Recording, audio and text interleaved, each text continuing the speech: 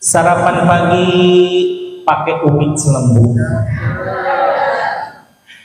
garam dan merica dicampur sebagai bumbu. Apapun ibadah dan suluk, maka kepada Allah lah semuanya tertuju, insya Allah. Kenapa di dalam bab ini menceritakan tentang ibadah dan suluk? Karena memang Syekh Ibnu Athaillah As-Sakandari di dalam hikmah yang nomor 52, sebelum mendengarkan paparan hikmah yang nomor 52, kayaknya kopi seger banget nih.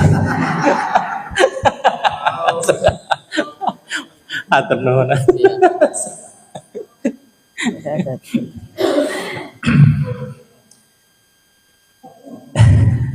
Tuan Syekh Ibnu Athaillah As-Sakandari memaparkan bahwa innama awrada alaika litakunu bihi alaihi warida, bahwasannya sebenarnya Allah menyengaja memberikan kita suatu aurad, suatu ibadah, suatu suluk, biar semuanya tertuju kepada Allah, bahwa ibadah yang kita laksanakan semata-mata karena Allah Subhanahu wa ta'ala. Maka kalau seandainya dulu waktu kecil kita beribadah, cek katanya sing seueur ibadah supaya rezekina ngagolontor, ngerti ibu, ngerti?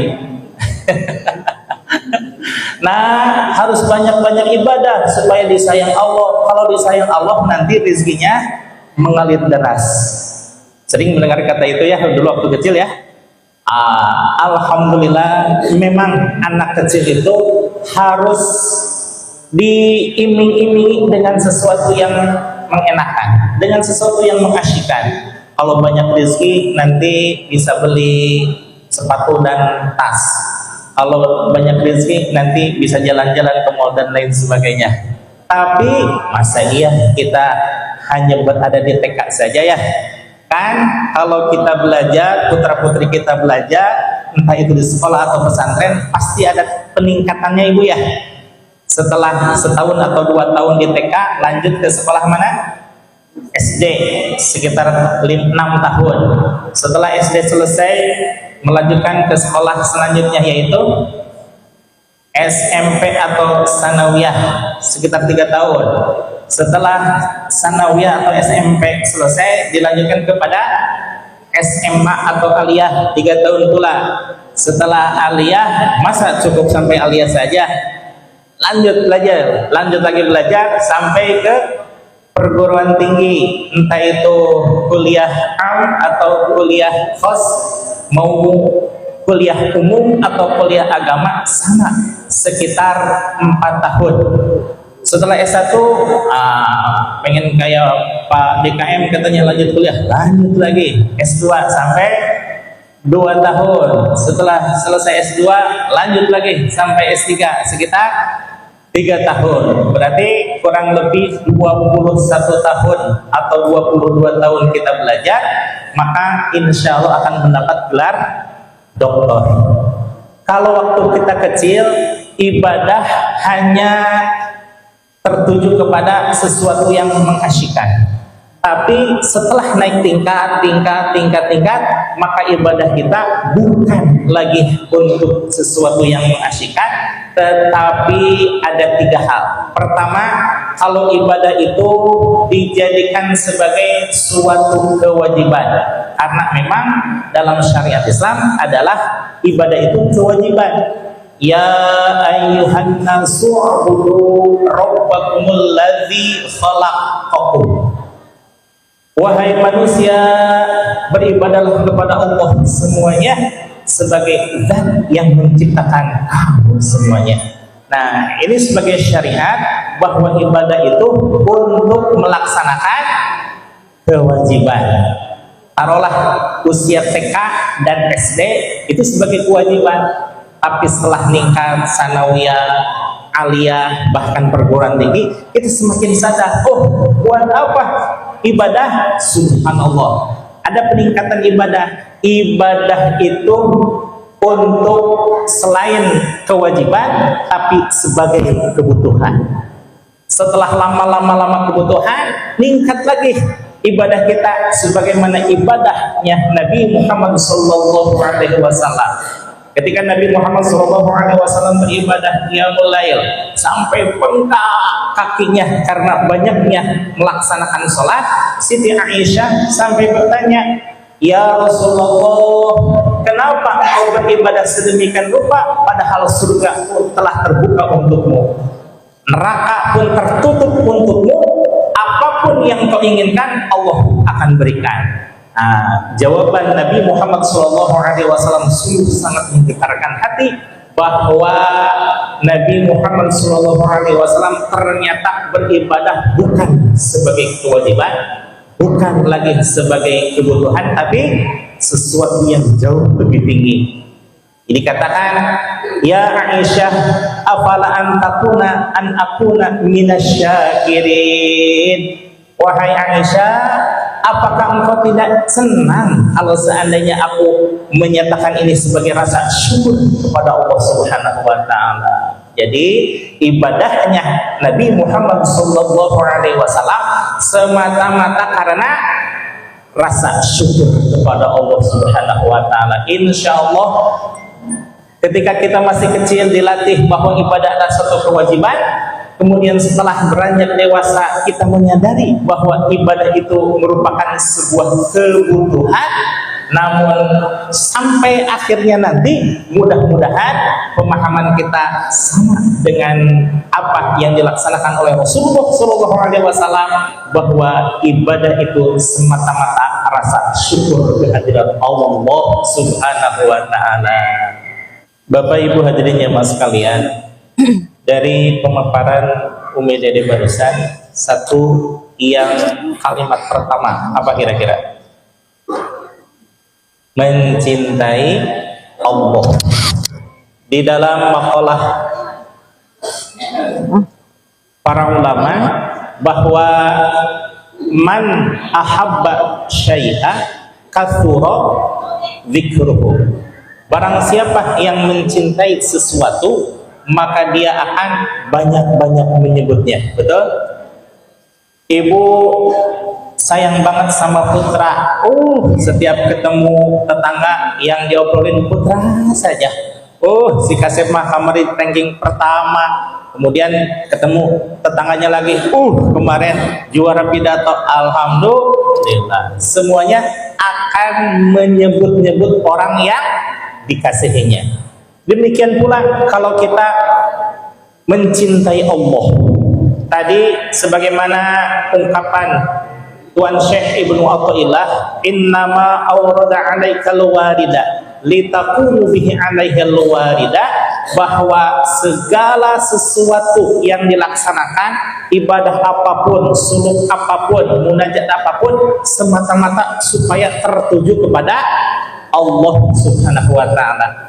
Ibu, kita sudah mempelajari kitab Al-Hikam ini berapa hikmah? 52 sama yang ini. Kemarin 51, ini 52. Dari awal sampai 52, bahkan nanti sampai akhir 253. Kalau saya alhamdulillah udah khatam. Dari 1 sampai 52 aja. Dari 1 sampai 52, pernah nggak terungkap kalimat jannah, surga? Pernah nggak ibu mendengar di sini ada ungkapan kalimat-kalimat surga? Pernah? Tidak pernah ya.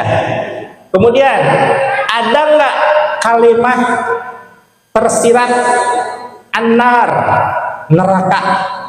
Ada nggak? Tidak ya. Semata-mata litakunu bihi alaihil warida, supaya semuanya hanya tertuju kepada Allah Subhanahu wa taala. Satu hadis yang sering saya sampaikan, la yadkhulu ahadam minkum amaluhul jannah, tidaklah seseorang dimasukkan ke dalam surga karena amal ibadahnya. Betul? Wala yujirahu minan nar, dan tidak pula seseorang itu dihindarkan dari api neraka karena amalnya. Para sahabat heran tuh, kan Rasulullah paling tinggi amal ibadahnya, Rasulullah paling tinggi ilmunya, Rasulullah paling halus budi pekerti, akhlakul karimah dan lain sebagainya. Apakah Rasulullah seperti itu? Bertanyalah salah satu sahabat ketika Rasulullah menyampaikan hadis tersebut. Wa kaifa anta ya Rasul? Bagaimana dengan engkau wahai Rasul? Apakah engkau masuk surga karena amal atau dihindarkan pula karena amal engkau, dihindarkan dari neraka karena amal engkau?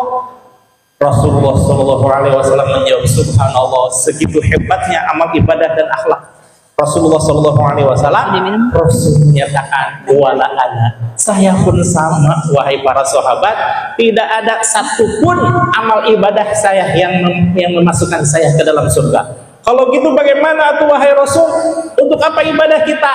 Illa birahmatin minallah, kecuali wahai para sahabat, saya, engkau dan mereka semua masuk surga itu karena kasih sayang Allah. Karena apa katanya Bu? Kasih sayang Allah, karena rahmat dan ridho Allah. Maka dalam kajian-kajian tasawuf, kitab apapun itu namanya, entah Sulamun Taufik, entah Al-Hikam, entah Sirul Asrar, entah Al-Lutun yang ditarabil haq dan lain sebagainya, pasti yang dituju dan dipelajari oleh kitab-kitab tasawuf tersebut hanya rahmat dan ridho Allah. Bahkan subhanallah Ibu ya, di dalam Sirul Asrar, Tuan Syekh Abdul Qadir Al-Jailani menyatakan, inna lillahi, bahwa sesungguhnya Allah subhanahu wa ta'ala jannatun, memiliki surga. Memiliki surga, sesuatu yang semuanya lah kaum muslimin wal muslimat ingin surga. Tapi anehnya, laisa fiha hurun, tidak ada di dalam surga tersebut hurun, bidadari. Padahal Kang Eris katanya kalau laki-laki soleh kayak Kang Eris satu berbanding 40.000 ya. 4.000. Subhanallah, ini orang lain 4.000 bidadari, tapi yang masuk ke surga tersebut tidak ada bidadari sama sekali. Wala kusurun, tidak ada istana-istana. Padahal katanya kalau istana-istana di surga terbuat dari yakut, terbuat dari merah, terbuat dari emas, dan lain sebagainya. Tapi wala fiha kusurun, tidak ada istana sama sekali di surga tersebut. Wala fiha labanun, tidak ada susu sama sekali, dalam artian perwakilan dari minum-minuman yang melezatkan. Wala fiha labanun, tidak pula ada madu sebagai perwakilan dari makanan. Lalu apa tuh? Katanya surga itu penuh kenikmatan, katanya surga itu penuh sesuatu yang menyejukkan. Tapi kenapa di sini tidak ada? Subhanallah, ternyata di surga tersebut tidak ada semuanya, hanya satu kenikmatan. Apa itu? Illa yanzuru binuri wajah, yanzuru biwajhillah, kecuali melihat wajah Allah. Subhanallah Ibu ya, ketika semua penduduk surga dari tingkat 1 sampai 7 yang baru tingkat 8 ada pengumuman dari Allah Subhanahu wa taala, wahai penduduk surga. Nah, ini calon-calon penduduk surga ya. Amin ya Allah ya rabbal alamin. Baru calon. Lumayan loh. Daripada tidak sama sekali ya. Ada pengumuman dari Allah Subhanahu wa taala, wahai penduduk ahli surga, kemari ada sesuatu yang sangat engkau harapkan. Apa itu? Disinilah engkau bisa melihat wajah Allah. Subhanallah. Kalau di alam dunia, yanzuru biwajhillah itu melihat kekuasaan Allah. Tapi kalau di akhirat nanti, itu secara letterlek bahwa kita betul-betul melihat Allah. Penduduk surga yang lain makan minum, setelah ada pengumuman tersebut, terhanya barulah tertuju semuanya. Yanzuru biwajhillah, melihat wajah Allah. Yang di surga itu cuma satu, apa? Selamanya yanzuru biwajhillah. Siapa itu?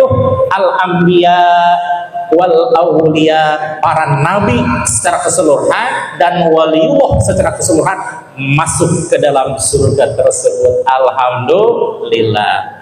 Nah, Bapak Ibu hadirin jemaah sekalian, Tuan Syekh Abdul Qadir Al-Jailani menyatakan ada tingkat darajah, ada tingkat kurbah.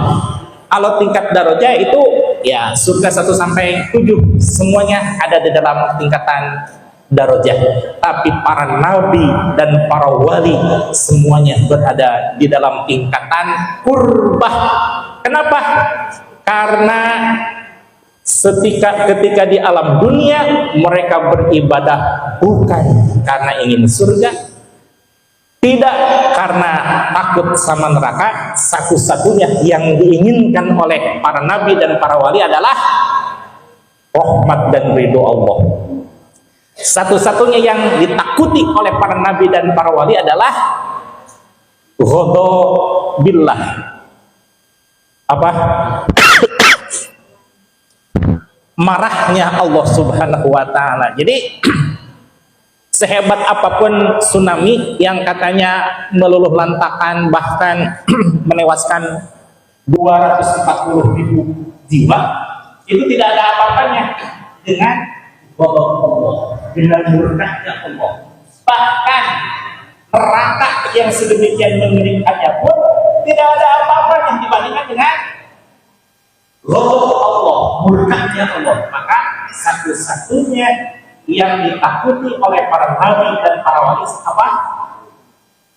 Murkanya Allah Subhanahu wa taala. Dan satu-satunya yang diinginkan, yang diharapkan, siangnya menjadi bulan, malamnya menjadi iman, apa?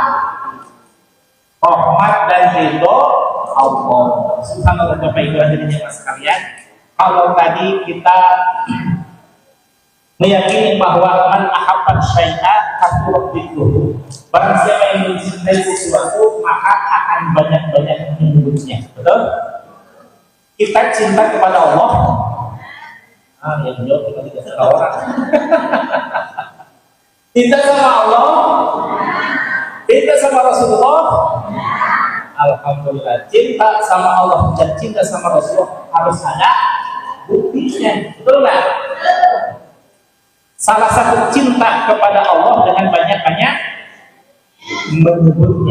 menyebut dalam bahasa Arab istilahnya apa? Zikir, zikrullah. Coba Ibu Bapak hadirin jamaah sekalian, amal ibadah apa yang bisa dilaksanakan setiap saat, di mana saja, kapan saja, dalam bagaimanapun keadaannya? Ibadah apa itu? Ibadah zikrullah. Pantas saja kata Sayyidina Ali, ya Rasulullah, duluni ala aqrabikum. Ya Rasulullah, tunjukkan kepada saya apa jalan yang terdekat menuju Allah. Wa aqrabikum wa afdaliha wa ashaliha, dan apa yang paling mudah untuk saya laksanakan, bisa melaksanakan ibadah yang Allah sarankan. Dan yang ketiga, wa afdaliha indallah, dan yang paling utama di hadapan Allah. Maka Nabi Muhammad SAW menjawab 3 pertanyaan, 3 permintaan, 3 permohonan tersebut dengan satu kalimat. Apa itu? Subhanallah, kok itu tahu?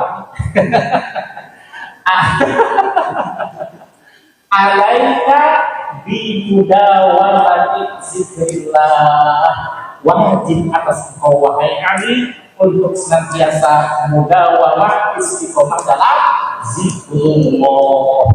Kalau kita nih, la ilaha illallah, la ilaha illallah, la ilaha illallah, di jalan mungkin nggak mengucapkan kalimat tersebut?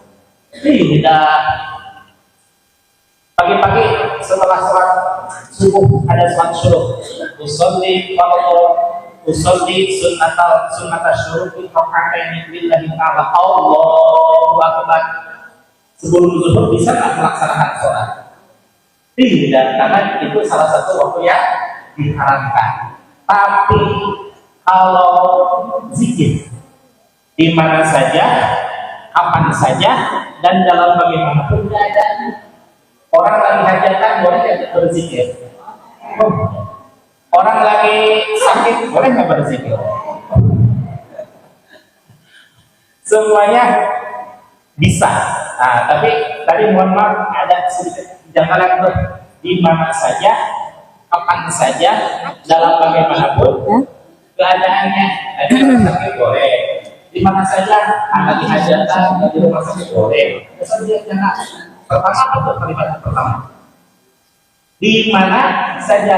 Kalau di mana saja di masjid, nah, wajar. Kenapa? Anak-anak ibadah betul. Nah, coba bapak-bapak mohon maaf. Kalau di WC boleh nggak berzikir? Alhamdulillah, jawabannya langsung salah. Pakai maaf, kalau paling kencang tadi. Kalau mengucapkan dengan zikir, la ilaha illallah, la ilaha illallah, jelas salah. Kenapa? Karena lafaz Allah adalah sesuatu yang paling agung, sedangkan WC sesuatu yang paling kotor. Tidak boleh yang agung disebutkan di WC. Tapi subhanallah, masukkan itu kalimat ke dalam lafaz la ilaha illallah hanya di mulut, tapi ilahnya dihilangkan, ilaha dihilangkan, kita dihilangkan, yang tinggal dimasukkan ke dalam kalbu hanyalah Allah. Allah di dalam kalbu, Allah dan seterusnya. Nah, kalau di dalam keadaan nyetir,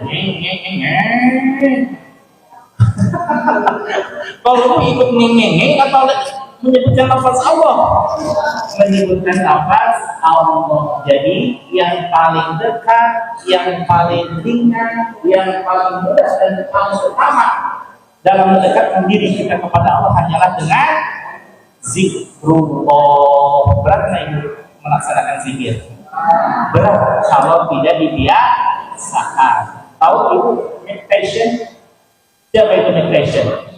Tapi itu kelas dunianya berlatihnya ketika usia 15 tahun. Sampai hari ini dia masih berlatih tinju. Berlatih, padahal sudah kelas internasional, tapi semakin terus berlatih. Ibu tahu nggak Tiger Woods?